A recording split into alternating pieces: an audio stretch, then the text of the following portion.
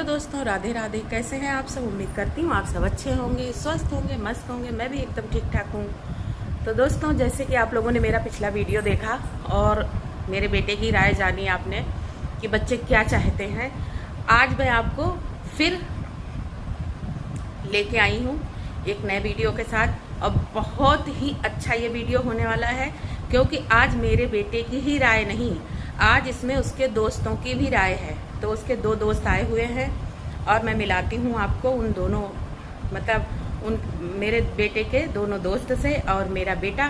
तो जानते हैं तीनों बच्चों की राय कि बच्चों की जीत हुई तो कैसा फील कर रहे हैं, और आखिरकार सच में बच्चों की जीत हुई दोस्तों, तो बहुत अच्छा लगा। तो चलिए मिलाते हैं आपको बच्चों से, और बच्चे ही बताएंगे वो क्या फील कर रहे हैं। तो आज 3 बच्चों का ओपिनियन मिलेगा आपको। जैसे कि हम सब जानते हैं कि आज का जो दिन है बहुत ज़्यादा विक्टोरियस वाला दिन है स्टूडेंट्स के लिए।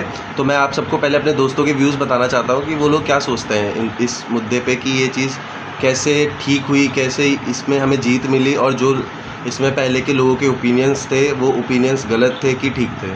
तो आइए शुरुआत करते हैं मेरे पहले दोस्त से, जिसका नाम है नीलकांत मनी। हाँ, तो नीलकांत, आप क्या सोचते हैं, मतलब ये जो हुआ है अभी, इस बारे में आपके क्या व्यूज़ हैं? देखो, इसमें जो भी लोग जुड़े हुए थे इस मूवमेंट से, खास करके जो हम लोग जेन जी है, इस जनरेशन के जो भी बच्चे जुड़े हुए थे, उन सब के लिए खुशी की बात है। उन सबको बधाई, साथ साथ मुझे भी। और ये हमारे एजुकेशन मिनिस्टर जो थे, अब ये एक्स एजुकेशन मिनिस्टर हो चुके हैं, धर्मेंद्र प्रधान जी, और उन्होंने खुद रेजिग्नेशन दिया है हमारे प्राइम मिनिस्टर को। ये हमारे एजुकेशन सिस्टम के हित में मतलब एक अच्छा स्टेप है।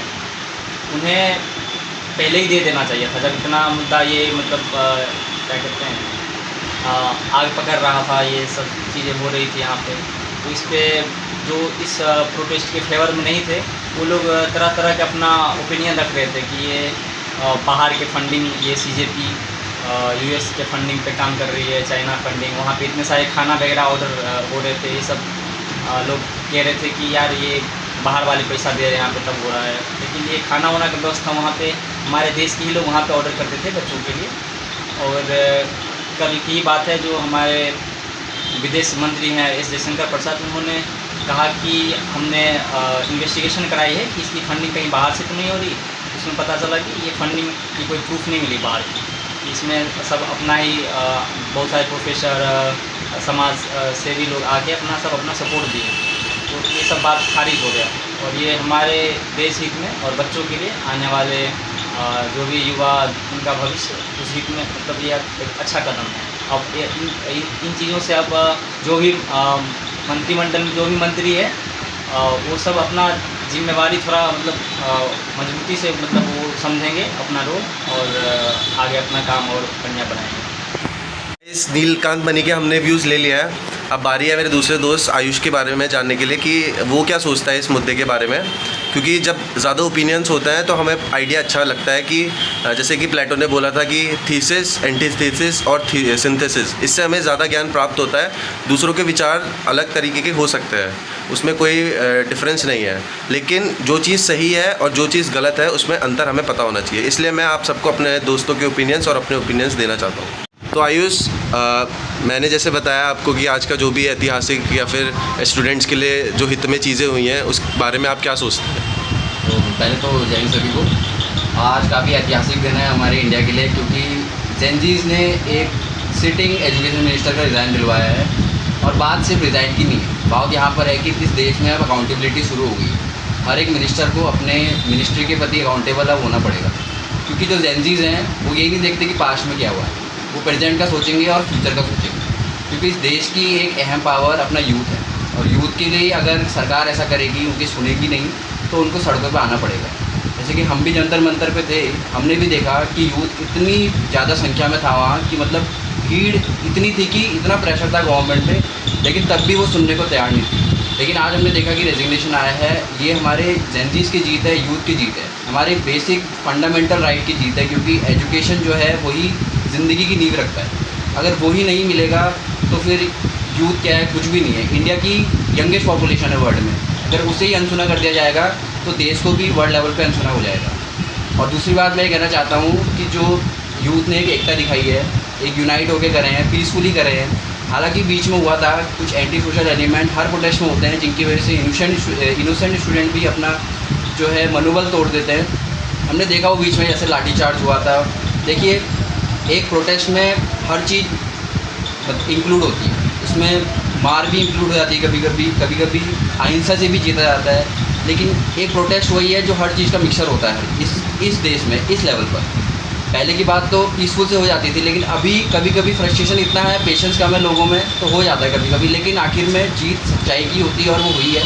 बाकी जो एंटी नेशनल कहेंगे, हमें अंधभक्त कहेंगे, या दूसरे देश से फंडिंग ले रहे कहेंगे, उनके लिए भी एक मैसेज है, मीडिया के लिए मैसेज है कि देखिए, नैरेटिव चलाना बहुत आसान है ग्राउंड लेवल पे आके, क्योंकि आपके ही बच्चे हैं, आपको भी समझना चाहिए कि यूथ है, आगे जाके आपका ही बच्चा अगर कोई पेपर लीक होता है, जिन बच्चों ने सुसाइड किया उनका दर्द देखिए, उस वजह से अपना नैरेटिव चलाइए न्यूज़ पे, क्योंकि आपको भी अपने घर पे जाके अपने बच्चों से नज़रें मिलानी है। तो मैं ये कहना चाहूँगा कि इस देश का मीडिया अच्छा हो जाएगा तो लोग और जागरूक होंगे।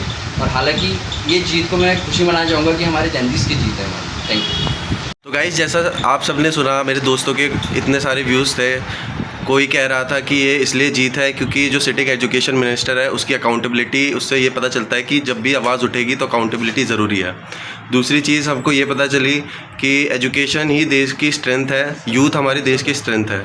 और तीसरी चीज़ हमें ये पता चली, डेमोक्रेसी में मुद्दे उठेंगे, प्रोटेस्ट होगा और हर चीज़ की तैयारी होती है, बट उसको नैरेटिव गलत तरीके से फैलाना, जो कि चीज़ सही नहीं है, उसको हमें देखना पड़ेगा और ज़्यादा अवेयर होना पड़ेगा, ताकि जो चीज़ हम देख रहे हैं, क्योंकि किसी महान आदमी ने ये कहा था कि अगर इस देश में जो पॉलिटिकल नेचर है वो डिसाइड कोई नेता नहीं करता, इस देश का पॉलिटिकल नेचर हमारी एक जनता करती है। जैसा जनता की सोच होगी वैसे ही नैरेटिव्स, मुद्दा पॉलिटिकली उठाए जाएंगे। तो हमको ज़्यादा अवेयर होना होगा। हमें राजनीति में धर्म, जात ये सब नहीं सोचते हुए जो मेन मुद्दे इस देश को आगे बढ़ाने के लिए हैं वो सोचने होंगे, जैसे कि पढ़ाई, जैसे कि हमारी हेल्थ, जैसे कि हमारा इंफ्रास्ट्रक्चर, जैसे कि हमारे देश में गरीबी की क्या रेट है। ये सब चीज़ हमें सोचनी पड़ेगी। हाँ, आज जो देश में हुआ वो एक बड़ी जीत है। स्टूडेंट्स का प्रोटेस्ट का जो हमें रिज़ल्ट मिला है वो बहुत एक बड़ी चीज़ है। डेमोक्रेसी, अकाउंटेबिलिटी, रिस्पॉन्सिबिलिटी, ये चीज़ हमें दिखनी चाहिए एक अच्छी डेमोक्रेसी में। तो कोई भी अगर मुद्दा या फिर कोई भी ओपिनियन अगेंस्ट गवर्नमेंट जाता है, इसका मतलब ये नहीं है कि वो एंटी नेशनलिस्ट है। इसका मतलब ये है कि वो अपने देश की प्रगति के लिए कुछ सोचना चाहता है, कुछ काम को और प्रगतिशील बनाना चाहता है। तो इसी चीज़ को लेकर मैं ये बोलूँगा कि हमारे देश में और चीज़ें आगे अच्छे से हों, तो आप सभी लोग अवेयर रहें और कोई भी चीज़ क्रिटिसाइज़ करता है तो उसको सोचिए, ना कि उसको गवर्नमेंट पॉलिटिकली इंक्लूड करिए। So thank you. तो दोस्तों देख सकते हैं बच्चों ने अपनी अपनी क्या राय दी, आपको कैसी लगी। तो दोस्तों कमेंट करके ज़रूर बताएं। अगर इन बच्चों की राय आपको पसंद आई हो तो लाइक शेयर सब्सक्राइब करते रहना। मिलते हैं एक नए वीडियो में, तब तक के लिए बाय बाय।